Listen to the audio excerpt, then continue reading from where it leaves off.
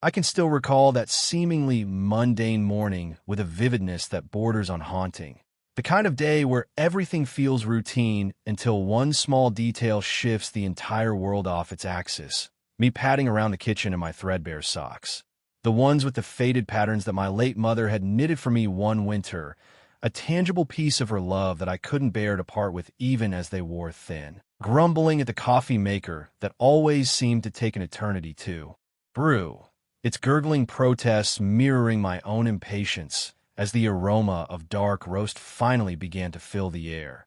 And after pouring a steaming mug, I wandered casually toward the bedroom window, intending to draw back the curtains and let the first rays of sunlight flood in. Chasing away the remnants of sleep, gazing out over the tidy lawns and picket fences of Riverside Grove, the suburban enclave my parents had chosen for its promise of serenity and community spirit, the home they'd poured their hearts into, every room echoing with memories of family dinners, heartfelt conversations, and the unbreakable bonds that had shaped my life. And that's when I noticed it, this faint red light flickering just beyond the glass, mounted on a sleek pole that hadn't been there the day before, a camera lens staring unblinkingly not at the street or potential intruders, but directly into our private sanctuary, piercing the veil of our home without apology or explanation. And my initial reaction was a bemused chuckle, thinking perhaps it was a neighbor's misguided attempt at security, a harmless gadget gone awry. But as the laughter faded, a profound silence took hold, morphing into a simmering anger, then a creeping unease that settled deep in my bones. Because this wasn't oversight, this was invasion, a blatant disregard for the sacred privacy my family had always cherished. Stepping closer to the window, my breath fogging the pane slightly, I scrutinized the device, its compact form equipped with what looked like adjustable angles, and curiosity propelled me outside, coffee mug still in hand, the dew-kissed grass cool underfoot as I circled the property, my eyes widening in disbelief as I discovered not one, but three such cameras, strategically positioned to capture the most intimate corners of our lives. One aimed squarely at the bedroom where nights were spent. Invulnerable slumber, dreams shared in whispers with my spouse. Another fixated on the living room, the heart of our home where family gatherings unfolded with laughter and tears, holidays celebrated with traditions passed down from my parents, and the third hovering uncomfortably near the bathroom window, a spot that evoked a visceral shudder at the thought of unseen eyes intruding on moments of personal solitude. And the progression of emotions hit me in waves, starting with that absurd laugh at the sheer ridiculousness, imagining some overzealous tech enthusiast playing spy games, but quickly giving way to a heavy quiet as the implications sank in, the anger flaring hot and bright, fueled by the injustice of it all. This violation of the sanctuary my parents had built with love and sacrifice, teaching me that home was the one place where the world couldn't touch you without permission, and now it felt tainted, exposed, the by tragedy of a community meant to support turning inward like a predator, eroding the very family ties it claimed to protect, and beneath the mounting fury, there lingered that touch of dark humor, picturing the installers as bumbling Keystone cops, wiring up Big Brother in broad daylight without a clue about the backlash brewing. The puzzle deepened when I approached the neighbors, casual inquiries over morning walks or driveway chats that turned evasive almost immediately. Mrs. Harlan from next door offering a vague smile and muttering about upgraded protections before hurrying inside, her eyes avoiding mine like she was guarding a forbidden secret, and others following suit, their discomfort palpable, as if acknowledging the cameras might summon some unspoken retribution. And that's when the Riverside Grove Homeowners Association slithered into the forefront, their response to my pointed email arriving with suspicious speed, a polished message extolling the virtues of a new neighborhood safety program, aimed at deterring crime and fostering peace of mind. Phrases like collective security enhancement and proactive community monitoring sprinkled throughout, but artfully sidestepping my specific concerns about the inward-facing lenses, the lack of notification, the blatant privacy breach there. Language so rehearsed it felt like a script from a corporate handbook, revealing nothing while promising everything, and I felt the knot of doubt tighten into outright suspicion, this sense of betrayal deepening the injustice, because this association, meant to handle mundane matters like landscaping guidelines and holiday events, had overstepped into something far more insidious, mocking the family values my parents had instilled in me, the belief that trust and respect were the foundations of any community. And as I reread their evasive replies, the words blurring slightly under my intense gaze, I knew the conflict had ignited, a quiet war declared not with shouts, but with that persistent red glow, awakening in me a determined resolve to expose the truth, not for petty revenge, but for the rightful restoration of what had been stolen. And oh, the ironic amusement in their safety rhetoric, as if turning residents into unwitting reality show stars, was the pinnacle of protection.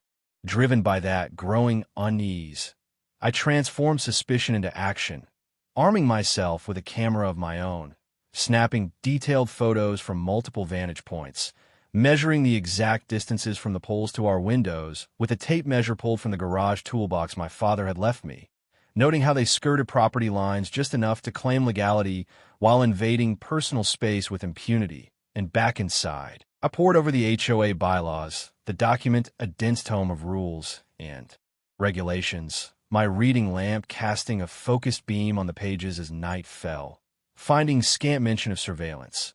No explicit provisions authorizing such intrusive measures, just ambiguous clauses about community improvements that could be stretched like taffy to justify almost anything.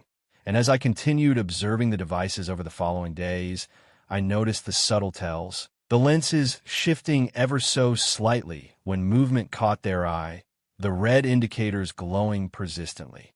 Even under cloud cover, responding to my experimental waves with a mechanical work, confirming my worst fears. These weren't dormant recorders, they were live, manipulated in real time by human hands somewhere, watching, judging, intruding, and that revelation sent a chill down my spine. The tension escalating into something palpable, this feeling of being a specimen under glass in my own home. The tragic perversion of a system designed for harmony, now fostering paranoia, chipping away at the love and security my family had nurtured here for generations, and I lodged the official grievance with the city hall that afternoon. My complaint meticulously drafted, outlining every anomaly, every discomfort, and when the city inspector arrived a few days later, clipboard in hand, his inspection thorough and methodical, he affirmed my suspicions, identifying the units as advanced PTZ models with infrared capabilities and potential audio recording, cautioning that this transcended typical neighborhood watch setups, venturing into realms of deliberate oversight that demanded scrutiny. And as he drove away, leaving me with a preliminary report, I felt the pent-up emotion stir, the injustice fueling a quiet rage knit tight within me, poised to bung no as the layers began to peel back.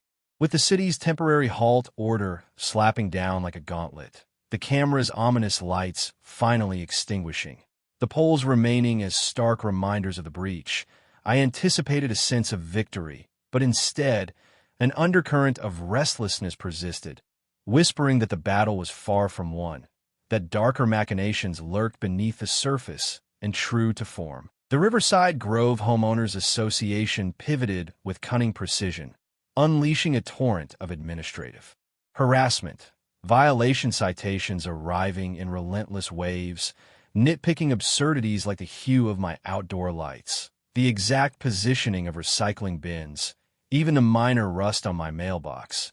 Each notice a calculated thorn designed to prick and provoke, to divert my focus from the larger scandal, to drain my energy through bureaucratic quagmires and endless rebuttals, and it grated. This petty tyranny evoking the profound unfairness my parents had railed against in their stories of standing up to overreaching authorities, reminding me that true community thrived on mutual respect, not coercion, and I countered with equal tenacity, archiving every infraction, crafting appeals laden with evidence, my evenings consumed by stacks of paperwork under the desk lamp, the glow illuminating my determination, rooted in the love for the home that had been our family's anchor and amid the grinding strain. I found a sliver of humor in their desperation, envisioning the board as a comedy troupe, scrambling to invent new rules on the fly, their efforts only underscoring their guilt. The pivotal revelation emerged from delving into the association's fiscal trails, public records unveiling clubhouse upgrades that included a dedicated information hub outsourced to a company not in the security sector, but in sophisticated data handling, servers engineered for vast storage and analysis. And that's when an enigmatic figure entered the fray, appearing unheralded on my doorstep during a drizzly twilight. No official insignia, just piercing questions about my discoveries, my hunches, his pen scratching furiously as he absorbed my account in stoic silence. Departing with a cryptic federal contact card, and the fragments coalesced. This wasn't haphazard voyeurism. This was orchestrated, a web of intent, and the pressure mounted, the bizarro intensifying as I grasped that our idyllic suburb had been repurposed as a surveillance laboratory, gnawing at the fabric of family privacy I'd held dear, and my retaliation amplified, recruiting a legal ally to compel disclosures, unearthing the server chamber tucked away in the association's facility, a climate-controlled vault buzzing with electronic life, rows of racks preserving terabytes of captured moments, not mere street views, but intimate glimpses through windows, across patios, into lives, with timestamps chronicling months of observation, and standing there amid the hum, under the watchful eyes of escorts, my pulse thundering, I beheld the multitude of streams, dozens flickering with real-time feeds, mine among them, complete with sound captures and transfer logs indicating external sharing. The epiphany overwhelming. This transcended protection. It was commodification, data mined for gain or dominance, and the closure command surged forth, electricity severed, locks engaged, crimson warnings affixed, the chairperson, Evelyn Whitaker, confronting me post-haste with subtle intimidations. Her veneer fracturing to expose the ruthless drive within, and I sensed the feelings erupt. No longer suppressed, exploding in controlled indignation as the veil lifted. The intensification veered toward malice, the probe expanding to expose remote storage veiled by fictitious entities, analytical dossiers branding dwellers as disruptive elements or forecasted dissenters, the doctrinal brief proclaiming information equates to authority, charting opposition to impose uniformity, and nameless communications commenced, digital missives murmuring, "You've glimpsed merely a fragment." Nocturnal intrusion attempts jolting me from slumber, electronic anomalies, persisting despite deactivation hinting at entrenched systems, and the alert from my shadowy liaison verified it. This had eclipsed the association, entangling corporate behemoths vending personal insights to property speculators, advertisers, even clandestine operatives, morphing our abodes into inadvertent merchandise, the outrage seething, this desecration of communal faith. The affection for my kin's secluded refuge, igniting a warranted reprisal, not savage, but unremitting, assembling. Confederates from kindred spirits who'd endured analogous disquiet, forging an alliance to repel, the levity in the preposterousness sustaining me, akin to envisioning Evelyn as an animated antagonist cackling over data hordes, yet the drama crested with insomnia-laden vigils, the perpetual vigilance, the epiphany that seclusion had been whittled incrementally until an individual finally gazed upward. The apex thundered in with federal mandates, operatives descending upon the premises at break of day, entrances breached, processors confiscated, storage units hauled in sealed crates. Evelyn Whitaker escorted in restraints, her dominion disintegrating instantaneously, the detentions cascading across the council, and the disclosures cascaded. The advisory enterprise unmasked for trafficking in habitant intel, to purchasers exploiting it for precision promotions, estate appraisals, even coercion. In matrimonial disputes, our locale diminished to a tradable asset, existences monetized sans approval, and the adjudication unfolded as a pageant, indictments of eavesdropping, information peddling, collusion accumulating towering, pivotal deponents encompassing a erstwhile examiner defecting, avowing to fabricating submissive milieux via delineating defiance. Computations prognosticating potential insurgents against levies or edicts, and the condemnatory rulings resounded like equities. Mallet, the conglomerate liquidated, enduring prohibitions on oversight endeavors, the association itself eradicated, holdings auctioned to subsidize restitutions, psychotherapy for the infringed, and as Evelyn received her penalty, her entreaties unheeded, I experienced the denouement envelope, theatrical and absolute. The perpetrators who had transmuted observation into armament remunerating exorbitantly, their demise an affirmation of tenacity, the kin's hallowed domain recaptured, the inequity rectified via indefatigable veracity. In the sequel, the populace mended gradually, reimbursements dispersed, remedial gatherings mending the sentimental lacerations, yet the impairment endured in wary peaks at casements.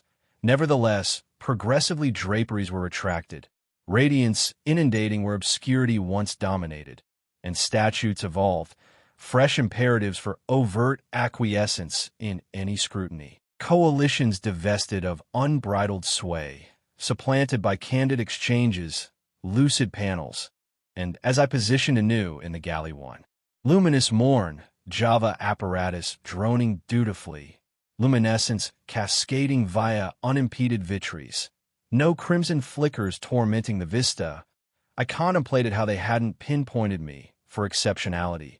I'd evolved exceptional by discerning, by contending, venerating the familial ligatures that had anchored me, the protracted attrition of seclusion arrested, reversed, a subdued triumph confronting insidious dominion. Yet, as I divulge this narrative presently, the reminiscences yet vibrant, I cannot assist but grapple with the inquiries it evokes. Was unmasking the integral apparatus the paramount deed of equity, or did it encroach upon a mode of retribution that obscured ethical boundaries, even if each stride was juridical and merited? And what does authentic virtue resemble when countering iniquity? Does the culmination perpetually vindicate the methodologies when seclusion and kin are imperiled? Or exists a juncture where recompense transmutes into its own genus of excess? I be ardent to auditors your reflections on that moral precipice.